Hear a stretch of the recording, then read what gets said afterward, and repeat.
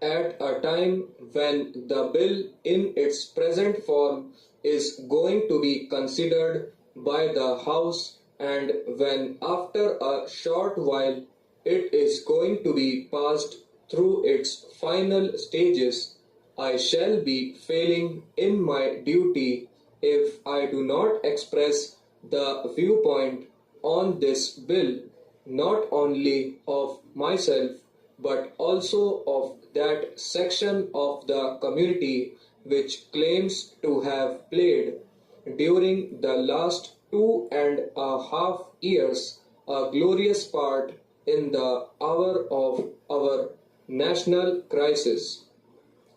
While I do not propose to move any amendments, all the same, I should like to seize this opportunity to state that I am not enthusiastic nor at all happy over this bill. While I do not deny that there are some beneficial sections in this bill from the point of view of labor, but taken as a whole, this bill in the chain of the existing legislation will add to the hardships that the working class is subjected to in this country. What is the position in the country today?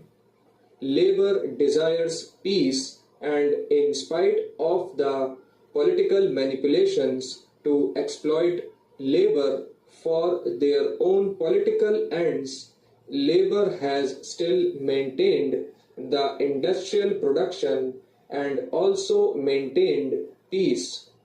It has refrained, as a general rule, from resorting to industrial strikes. During the last 2.5 years, it has aspired to secure settlement of its legitimate grievances not by direct action but through peaceful methods of conciliation and failing that, arbitration. But what is the position today? In spite of the best desire of the working class in this country to maintain industrial peace and to take resort to constitutional methods, the position today is that there is a law which was an improvement on the old position.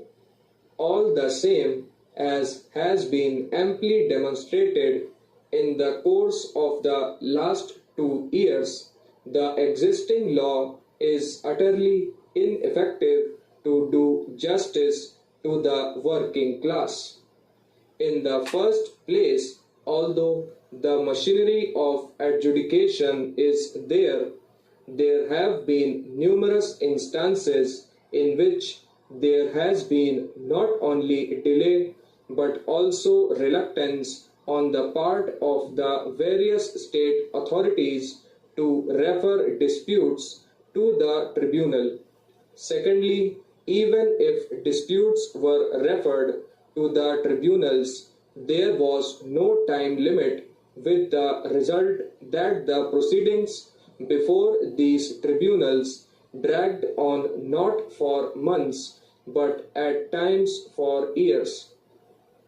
When they